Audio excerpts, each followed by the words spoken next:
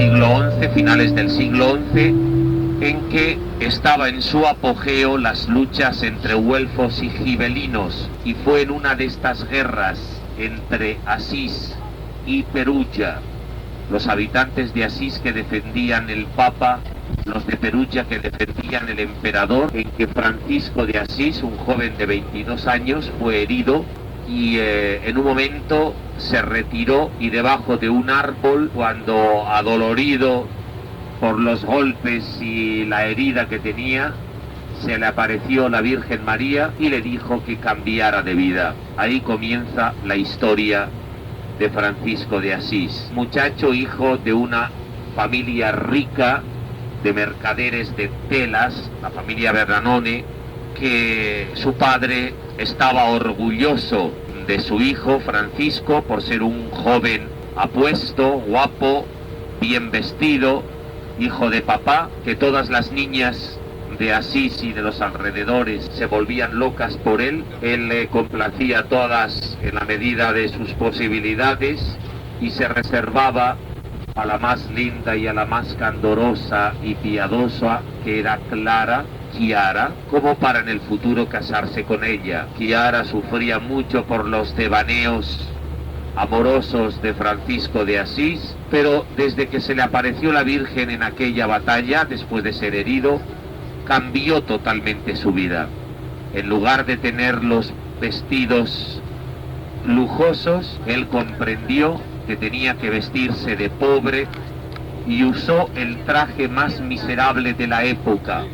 un traje color café de saco de costal,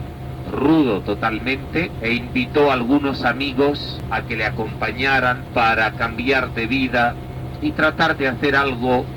nuevo. La gente se reía de él, su padre se desesperaba al ver las excentricidades, así las consideraba, de Francisco,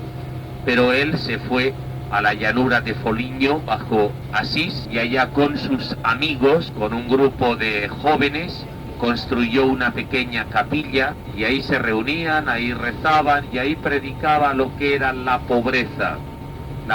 y la fraternidad cristiana. Él comenzó a hablar del hermano Sol, la hermana Luna, el hermano Lobo, la hermana Hormiga, en fin, predicando una fraternidad universal y al mismo tiempo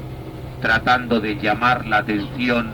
del Papa. En aquel tiempo eran los Borgias, habían instalado un auténtico trono de lujo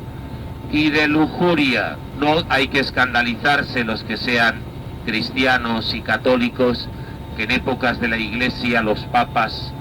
no tuvieron la ejemplaridad que tienen hoy día los papas en su vida privada y en la austeridad que en sí manifiestan, al menos en su vida privada, repito. En aquel tiempo realmente era otra vida, que pensar que uno de los Borgias, papa, hizo castrar a 80 cardenales porque miraban con ojos de lujuria a las amantes que el Papa tenía en el Vaticano. Eso no son historias, es la historia, son los claroscuros de lo que es la historia del cristianismo, que a pesar de haber existido esas épocas, pues sigue todavía hoy día. Eso es, ya digo, basta leer la historia escrita por personajes importantes. Lo cierto es que Francisco de Asís hizo revolucionar completamente el sentido de la Iglesia de la época, volviendo a una predicación de pobreza y de sencillez. Él presentó los estatutos de una nueva congregación. El Papa primero se los rechazó, pero caminando desde Asís hasta Roma, todo el grupo de jóvenes que ya integraban esta congregación se fueron hasta Roma, y por fin el Papa les ordenó sacerdotes y aceptó la congregación de los franciscanos. San Francisco, durante toda su vida después de su conversión, recibió en su cuerpo los estigmas de la pasión de Cristo, las llagas en sus manos, en los pies y en el costado, que se debía tapar porque realmente le producían dolores tremendos. Murió joven. Antes de morir, Clara, su amor de siempre, dijo que ella también dedicaría su vida a fundar una congregación,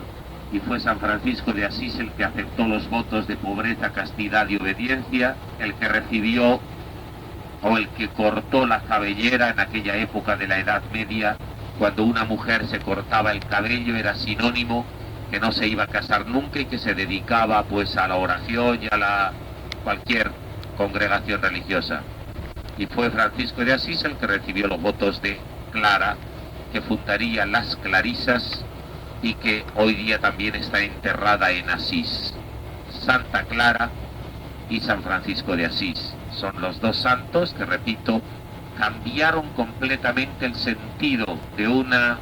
iglesia dedicada al lujo, a la lascivia, a los honores, a una iglesia dedicada sobre todo a los pobres. Posteriormente se disgregarían estos franciscanos, hubo divisiones ya en siglos posteriores y se crearon los franciscanos y los capuchinos, siempre todos ellos hijos de San Francisco, pero con determinadas separaciones dentro de los estatutos y de las reglas, unos de mayor observancia, otros de menor observancia.